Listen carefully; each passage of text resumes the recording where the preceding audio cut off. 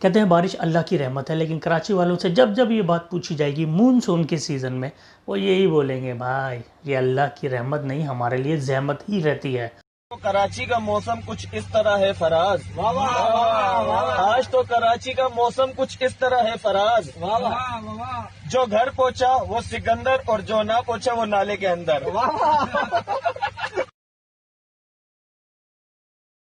ठीक है, हम लोग बारिश में नहाते हैं, खेलते खिलाते हैं, थोड़ी तफरी भी हो जाती है, लेकिन उस तफरी के बाद जिन मुश्किलात का सामना करना पड़ता है वो सबके सामने है। इस वक्त कितना हाईलाइट किया जा रहा है।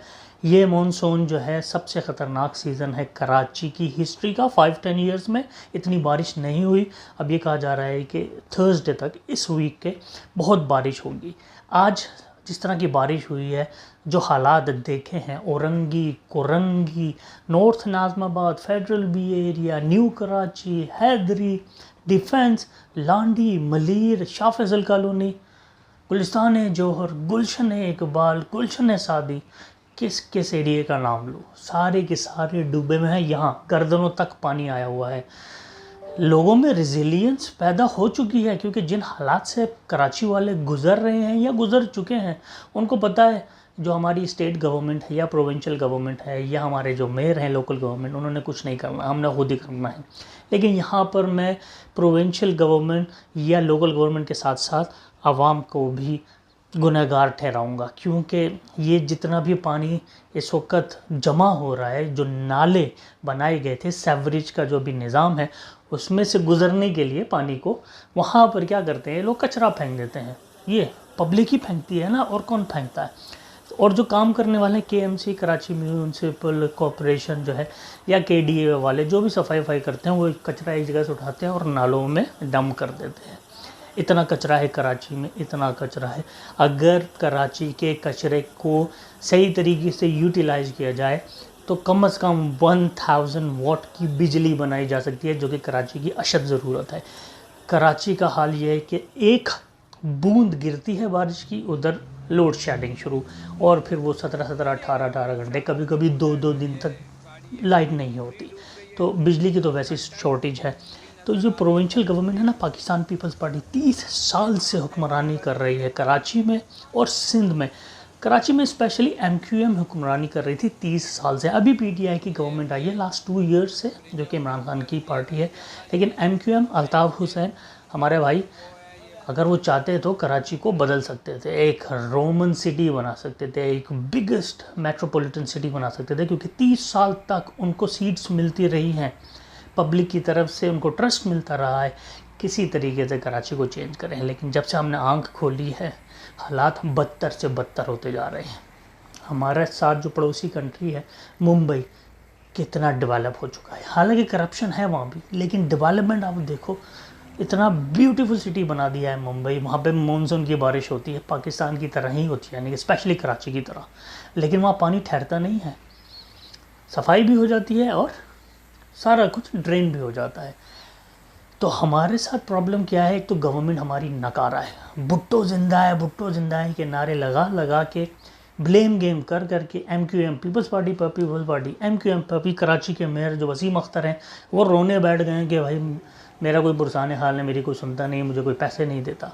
तो इस वक्त जो हालात चल रहे हैं ना कराची के साथ, वो एक किस्म का बदला लिया जा रहा है। और बदला किस वजह से लिया जा रहा है कि पीटीआई को ज़्यादा सीटें मिल गई हैं लास्ट इलेक्शन में, और पीपल्स पार्टी को पीटीआई नहीं पसंद, तो ये उनको हज़म नहीं हो रहा, तो सियासत की नज़र हो गया। तो कराची वालों के हालात ही यही हैं। पहले सेक्रेटेरियन वायलेंस के चक्कर में रहते थे, शिया सुन्नी, फिर उसके बाद फ़िकों के चक्कर में रह गए, फिर उसके बाद पॉलिटिक्स की नज़र हो गया हमारा कराची पाकिस्तान को 55% रेवेन्यू जनरेट करके देता है, इकॉनमी हब है पाकिस्तान का, और उसकी हालत ऐसी है, दिल दुखता है देख के, दिल दुखता है। ये हमारी गवर्नमेंट्स और ये हमारे लोकल गवर्नमेंट्स, स्पेशली मेयर्स और ये सारे स्टूपिड लीडर्स, ये लोग करें तो करें क्या, कुछ नहीं करने के काबिल। एक तो पढ़े लिखे नहीं हैं, अगर पढ़े लिखे हैं भी तो उनको आने नहीं दिया जाता आगे। ऊपर से जो फंड्स फेडरल गवर्नमेंट की तरफ से प्रोविंशियल गवर्नमेंट को दिया जाता है,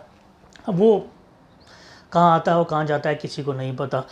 18th अमेंडमेंट के बाद से प्रोविंशियल गवर्नमेंट के पास ज़्यादा इख्तियारात हैं, वो अपना रेवेन्यू जनरेट करके अपने ही प्रोविंस में लगा सकती हैं। लेकिन 30 साल से पीपल्स पार्टी ने कुछ नहीं किया सिवाय दूसरों पे उंगली उठाने के। भुट्टो जिंदा है, भुट्टो जिंदा है। अरे भुट्टो की माँ की भाड़ में जाए भुट्टो।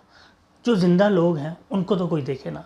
तो पीपल्स पार्टी को मैं 100% कसूरवार बोलूँगा, और 100% मैंने चलो -2 कर देता हूँ लोगों को भी, क्योंकि लोगों में भी इतनी अभी तक वो नहीं आई कि हाँ भाई हम जो कचरा फेंक रहे हैं अपने घर के सामने ना फेंके, पड़ोसी के साथ सामने ना फेंके, या जो नाले हैं सीवरेज का जो भी निज़ाम है नाले में ना फेंके।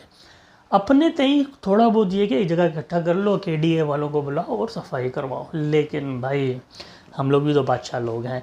तो प्रॉब्लम ये है कि हम लोगों ने मुश्किलों में जीना सीख तो लिया है, उसका तोड़ भी सीख लिया है, लेकिन उसका सलूशन अभी तक नहीं किया। हम सिर्फ और सिर्फ हैक करने के काबिल हैं। जैसे कि बिजली के लिए हम लोगों ने UPS लगाए हुए हैं, जनरेटर्स लगाए हुए हैं, लेकिन बिजली चोरी करना नहीं छोड़ते। इसी तरह पानी के लिए हम लोगों ने ट्यूबवेल्स लगाए हुए हैं। हम लोगों ने इतनी ज़्यादा खुदाई की है, कराची में पानी ख़त्म हो गया है।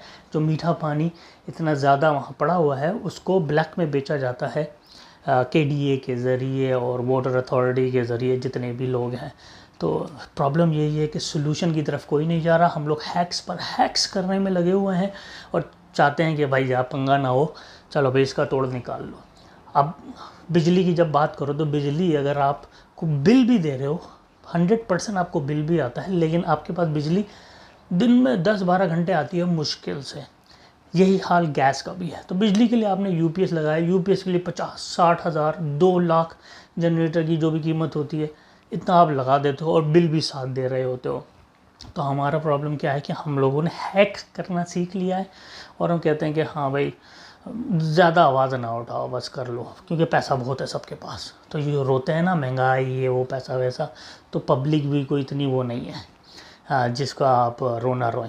तो पब्लिक को थोड़ी आवाज़ बुलंद करना पड़ेगी, इनके सामने खड़ा होना पड़ेगा, इन लोगों से सवाल करने पड़ेंगे कि तुम लोगों ने 30 साल 35 साल जो कंटिन्यूसली यहाँ पर हुकूमत की है, किया तो किया गया, उठा के बाहर फेंको बैन के टगों। कराची का जो हाल है ना, कराची इस वक्त न्यूयॉर्क के बराबर, पेरिस के बराबर, मुंबई के बराबर होना चाहिए था, जो कि 1965-1970 तक था। उसके बाद से जो उसकी हालत हुई है गॉड नोस। ऊपर से जो कब्ज़ा माफिया है, तो कब्ज़ा माफिया का प्रॉब्लम ये है कि जो चीफ़ मिनिस्टर है मुराद अली शाह, उनको सारे इख्तियारात हैं, वो ज़मीनें अलॉट कर रहे हैं, हालांकि उनको नहीं होना चाहिए था। ये लोकल गवर्नमेंट्स का, मेयर्स का काम होता है। तो ये भी बहुत बड़ा प्रॉब्लम है, जो इल्लीगल ज़मीनें दी जा रही हैं, जहाँ पर बस्तियों की बस्तियाँ बसाई जा रही हैं, और जब वहाँ पर उनको दिल करता है अपने रेस्टोरेंट्स खोल देते हैं, शादी हॉल खोल देते हैं, प्लाजे बना लेते हैं, मस्जिदें खड़ी कर देते हैं ताकि उसको तोड़ा ना जा सके। तो करप्शन तो इज़ फुल ऑन। एक शहजाद रोई का सॉन्ग है ना, उसमें यही बोलता है कि पाकिस्तान में नेक कौन है। वो बोलता है नेक वही है जिसको मौका नहीं मिला। तो प्रॉब्लम क्या है कि इस पूरे गंद में हम सब जिम्मेदार हैं। तो हम सिर्फ गवर्नमेंट पे उंगली उठाते हैं, लोकल गवर्नमेंट पे उंगली उठाते हैं, मेयर पे उठाते हैं, लेकिन अपने ऊपर नहीं उठाते। तो हमें अपना भी मुवाजना करना पड़ेगा, साथ साथ गवर्नमेंट का भी करना पड़ेगा। तो अपने आप से भी सवाल करो, गवर्नमेंट से भी करो, और इसको ठीक करो किसी भी सूरत। बस खड़ा होना पड़ेगा, निकलो बाहर, निकलो। जब तो बाहर नहीं निकलोगे, इन लोगों के सामने खड़े होकर सवाल नहीं करोगे, मामले ठीक नहीं होंगे। जो हैक करना है छोड़ दो, बस यही मैं कहना चाह रहा था। तो अभी बेचारे जितने भी परेशान हैं बारिश में, आई होप कि गवर्नमेंट को कुछ अकल आए, होश के नाखून लें, कोई रेस्क्यू टीमें भेजें और कुछ नाले वाले साफ़ करवाएं, जो ऑलरेडी करवा चुके थे, लेकिन पानी फिर भी जमा है। दैट्स इट गाइस, अपना बहुत ख्याल रखिएगा, स्टे सेफ, और जहाँ पर तारे वारे गिरी हो पानी वानी में बिजली की, वहाँ पर ना जाएं, और कोशिश करें कि किसी लकड़ी के ज़रिए या एहतियाती तदाबीर के ज़रिए वहाँ पर जाया जाए। तो बहुत प्रॉब्लम्स होते हैं इन हालात में। अस्सलाम वालेकुम and goodbye. If you have not already subscribed to my channel, then please subscribe now, and don't forget to press the bell button for the notifications of my latest videos.